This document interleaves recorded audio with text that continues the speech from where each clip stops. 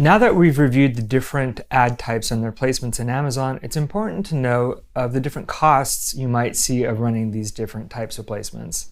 Here to provide insights and give her expertise on this specific area of PPC is Destiny of Better AMS.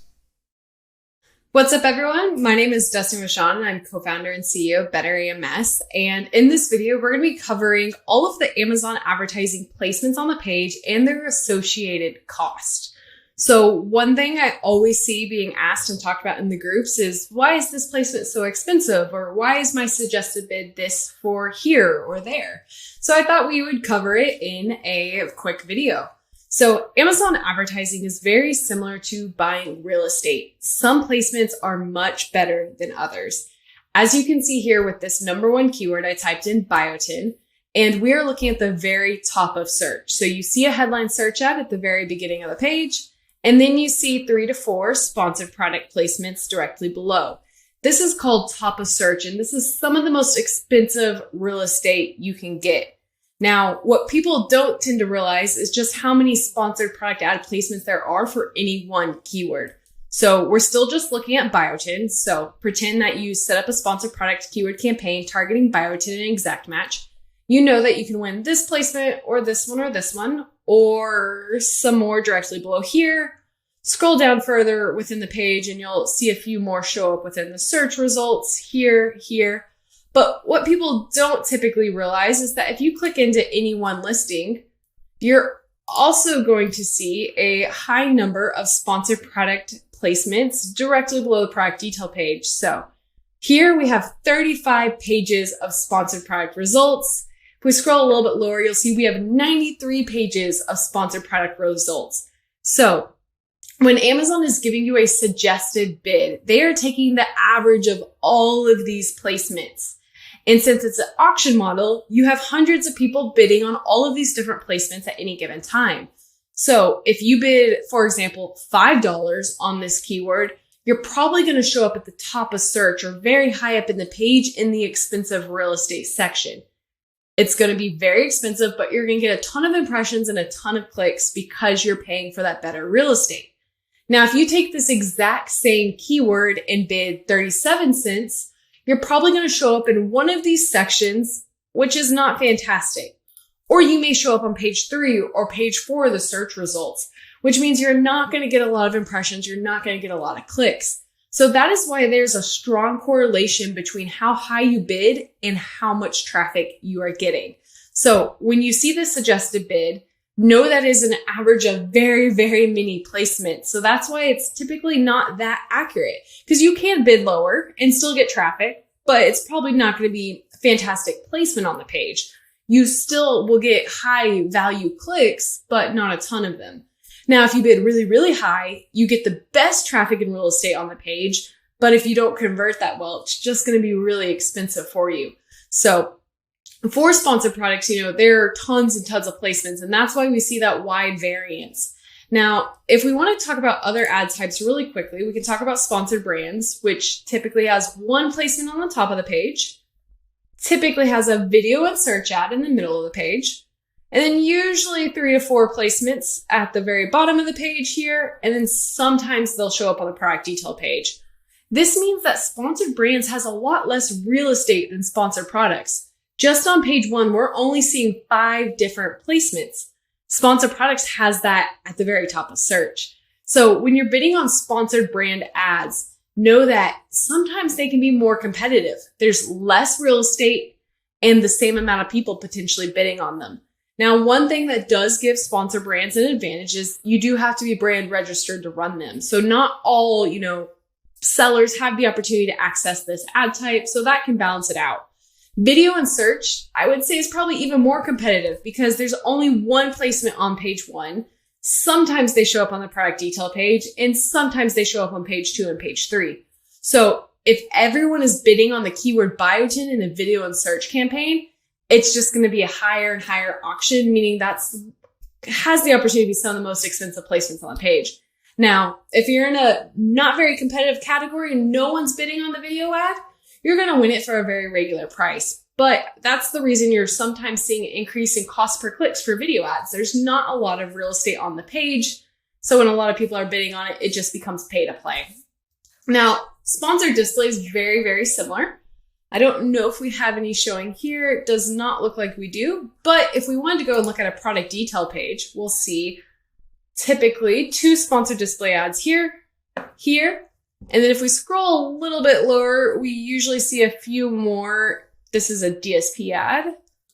And this is a DSP ad. So on this page, we have 2 sponsored display ads, which means if a ton of people are bidding on this main product right now or focusing on this category, again, it can get pretty expensive because there's not a lot of real estate for sponsored display. Now, this is an ad type Amazon is heavily investing in right now. We're seeing the opportunity to run ads off of Amazon and on Amazon with sponsored display. So that means it may get cheaper, but just know less real estate, a ton of people bidding on it, they can get expensive. Not always, but all it takes is one person coming into the market and outbidding you to drive up those costs per click. So for all of the ad types, that's typically what we see in terms of Amazon advertising real estate. Top of search, gonna be very expensive to win those placements, but you get the most traffic, most impressions, most clicks, because anyone who looks for any search term related to this, the first thing they're gonna see is sponsored ads, not even the organic listing, which is all the way down here. So very valuable real estate on the page. Now, if we want to talk about what this means for bid management and starting bids, we can definitely dive into that. Now, if you're going to create a sponsored product campaign, this is typically the first thing you're going to see. It's going to ask you your campaign name, portfolio, daily budget, targeting, and then campaign bidding strategy. So if I'm looking at campaign bidding strategy, the first thing I typically start with is either fixed bids or dynamic bids down only. The reason being is if you're running fixed bids, you know exactly what your bid is, and it's easier to track from a math perspective. Now, fixed bids is potentially, gonna spend a little bit more money than what dynamic bids down only is, but you have control. Now, if you're very profitability focused and you're just starting out, dynamic bids down only can be a very awesome opportunity for you because Amazon's going to help you optimize towards profitability. They're going to lower your bid if they think that someone's just window shopping and not likely to, convert. So those are the 2 options I almost always recommend starting with. If you're really focused on scaling and you have money to spend on advertising, you can definitely look at dynamic bids up and down. But Amazon's going to take your bid and potentially raise it by 100%, which makes it really hard to track from a math perspective because you're going to see your bid and your cost per click may be a lot higher and you don't have a lot of control. So again, if I'm starting off, I'm probably going to recommend fixed bids and dynamic bids down only. So that way you have direct control and you can focus on profitability and, optimizing towards saving money. Now, directly below that, you're going to see adjusting bids by placement. Amazon automatically filled in 100% here. I do not want that. If I am looking at my placement modifiers, I almost always start with 0% for top of search and 0% for product detail pages. I don't like playing around with these in the beginning because again, I want to have direct control over my bid. I don't like Amazon being able to raise it and or decrease it in any scenario. I want to have control over what I'm running. Now, if I scroll lower and I were to add products and actually decide on the keywords I'm targeting or the products I'm targeting, the next option is going to be the bids I want for those keywords. So this is very important. That bid management is one of the most important things you can do to make your Amazon advertising successful. But if you're looking at starting bids, it can be pretty confusing because, your suggested bids may be incredibly high or you may not know exactly where you need to be within the market. My number 1 recommendation is you can always start low. So if you're looking at launching, maybe start with very low 50-cent bids.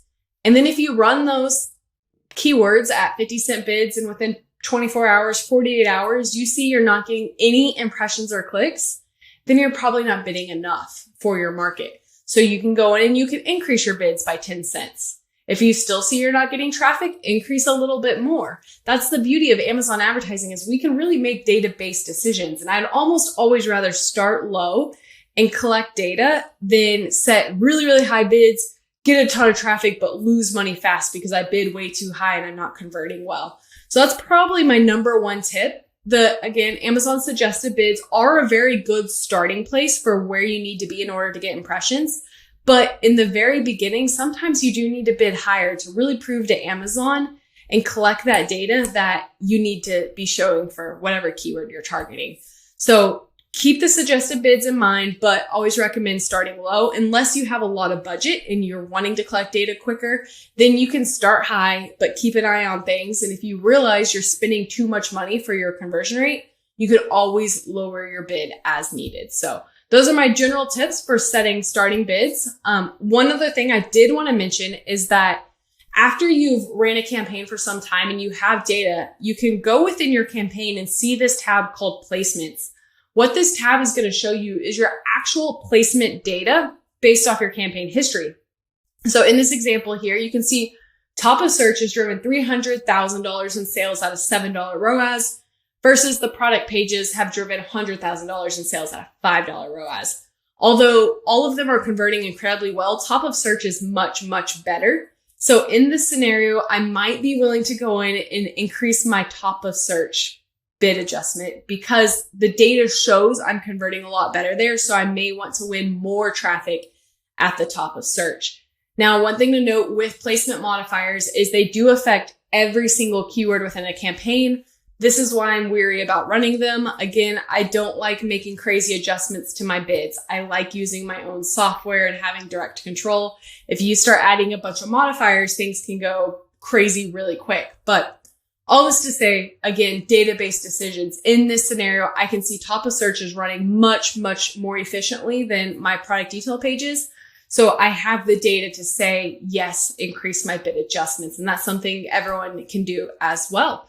So all in all, I think I covered all the basics on Amazon advertising real estate, suggested bids, and placement modifiers. If I can reiterate one thing in all of this is that bid optimization and understanding where your ads are showing and how much you're paying for those ads is one of the most important aspects of making your Amazon advertising successful.